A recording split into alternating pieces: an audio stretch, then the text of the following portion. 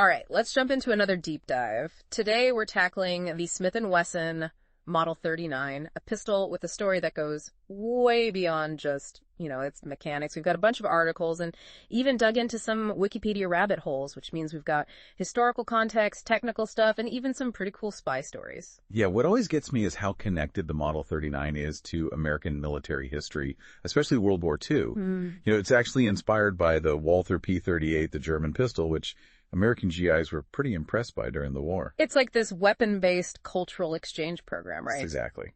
And speaking of impact, the Model 39 got this nickname, the Wonder 9. Why was it such a big deal? What made it stand out? Well, think about the handguns in America back then. Yeah. You had the classic M1911A1, the single-action pistol. Then comes the Model 39. It's chambered for 9mm parabellum, and it's got this double-action, single-action trigger. It was a total game-changer, a big leap forward for American-made pistols. So it wasn't just a new gun, it was a sign of a change in, the whole landscape. Absolutely. It was like a whole new way of thinking about handguns. This was the first U.S.-designed double-action semi-automatic pistol.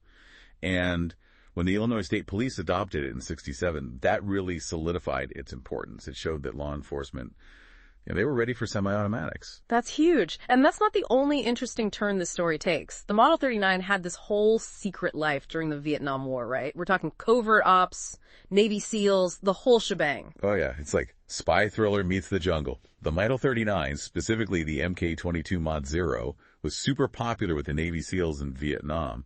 They even gave it a nickname, the Hush Puppy, because it had a suppressor and slide lock, making it perfect for those stealth missions. Hush Puppy, that's such a cool name. What did they use it for, besides taking out enemy sentries? Well, that was definitely a big part of its role, but sources suggest it was also used to deal with guard dogs.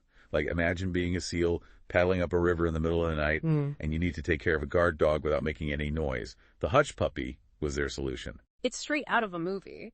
And the story doesn't stop there, right? The Model 39 didn't just vanish after Vietnam. It kind of set the stage for all those high-capacity 9mm we see today. Yeah, you're totally right. The Model 39 evolved into the Model 59. It was a big upgrade, kept the 9mm chambering, but they added a game-changing feature, the double-stack magazine.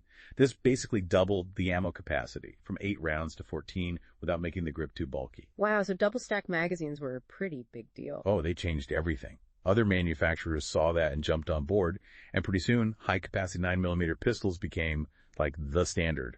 It's crazy to think that just stacking cartridges in 2 rows could have such a huge impact. It's amazing how one little change can ripple out and transform a whole industry. But let's go back to the Model 39 itself for a sec. What were some of the key design features that made it so unique? The Model 39 was a mix of elegance and practicality. Its aluminum frame kept it lightweight and sleek, and the curved backstrap made it really comfortable to hold. It's interesting how it borrowed from both the Walther P38 and the Colt 1911. It was a real blend of European and American design. A real melting pot of gun design, huh? So it was basically picking the best of both worlds. Yeah, it was like finding a balance between those two different design philosophies.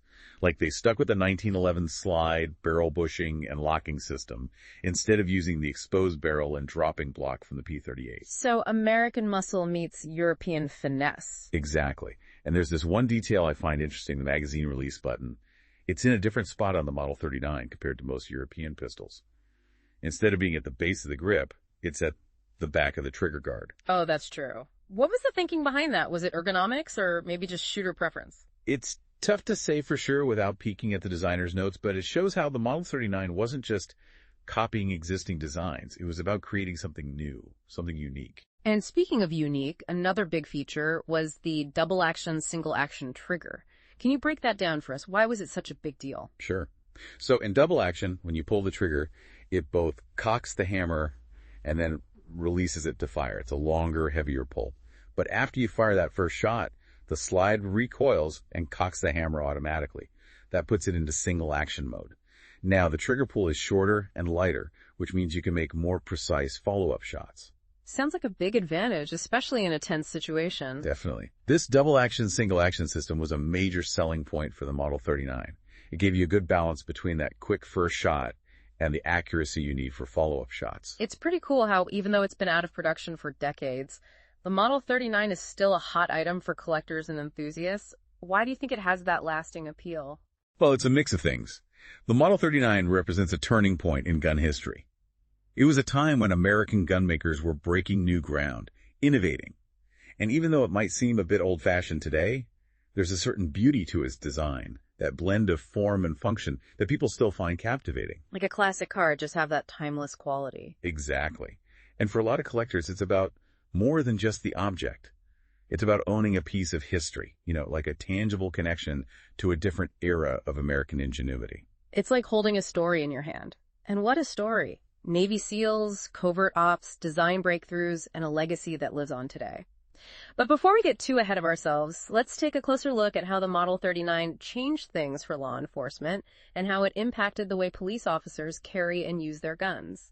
That's a great point. The Model 39's adoption by law enforcement, especially the Illinois State Police, was a real watershed moment. It really changed the landscape of policing in America. And it wasn't just about cops switching to semi-automatics, was it? It was about a shift in mindset, a recognition that the world was changing, and law enforcement had to adapt. You hit the nail on the head. But before we get into that, let's take a Well, quick... we don't have breaks here. We're going to jump right into that after we hear a word from our sponsors. Oh, right. Of course. Mm-hmm. Let's talk about those sponsors. All right, so we were talking about how the Model 39 was this game changer for law enforcement, especially with the Illinois State Police adopting it. What were some of the big things that led to that shift? Well, the Model 39 had some serious advantages over those old revolvers. Like what?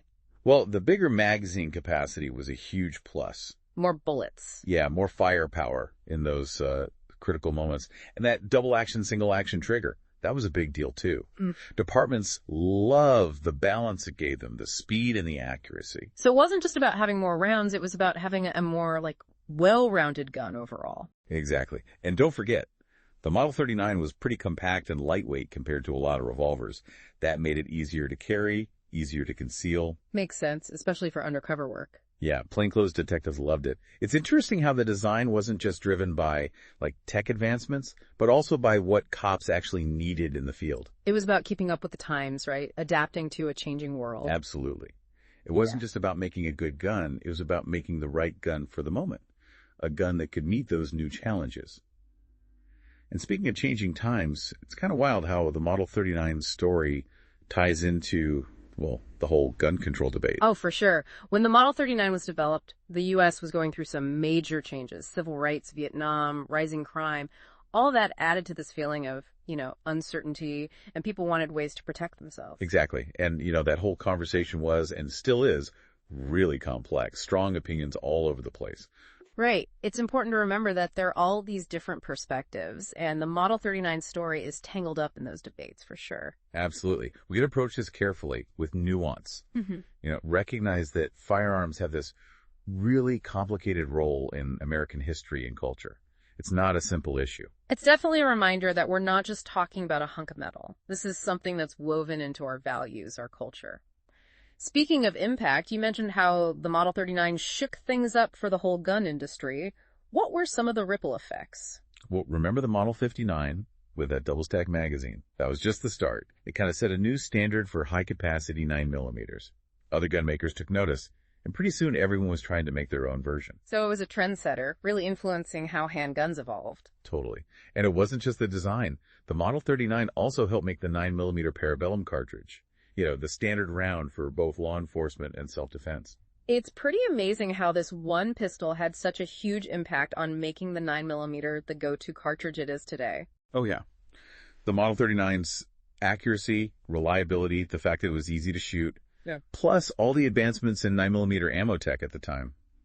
It all came together. And speaking of ammo, it's easy to forget how much firearm development relies on advances in ammunition, right? Totally. You got to think about the propellants, the bullet designs, how the ammo is manufactured. Yeah. All of that plays a role in how well a gun performs.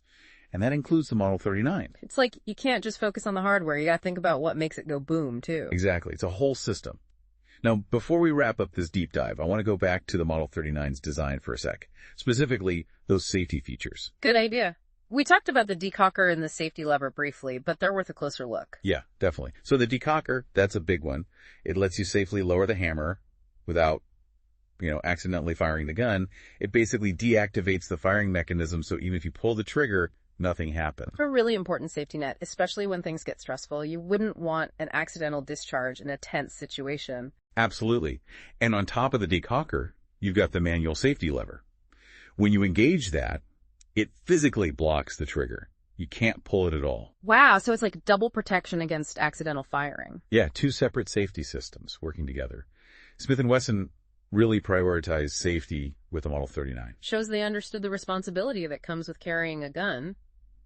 But what about what came after the Model 39? It wasn't the end of the line for that design, was it? Not at all. The Model 39 kind of started a whole family of pistols. Yeah. We talked about the Model 59 with the double stack mag. Mm-hmm. That was just the first step. Smith&Wesson kept tweaking the design, coming up with new and improved versions. So what were some of the big upgrades they made to those later models? Well, one big change was the second generation. You can tell them apart by the Maynard 2 in the name, like Model 39 did too. Those models had some internal improvements, simpler design, better materials, made them more reliable, tougher. So it was more about refining what they already had, making it even better. Exactly. Smith&Wesson focused on making the Model 39 even better at what it already did well. They also came out with variations for specific needs. Like, the Model 439 was a compact version, perfect for concealed carry. Sounds like they were trying to make a Model 39 for everyone. Oh yeah, they wanted to cover all the bases. And then came the third generation. Those models had 4-digit model numbers like 3904 or 3906. They had even more refinements like better ergonomics, ambidextrous controls, and they came in all sorts of finishes. So they were constantly tinkering with the design, even decades after the original Model 39 hit the scene. They never stopped trying to make it better, to stay ahead of the game.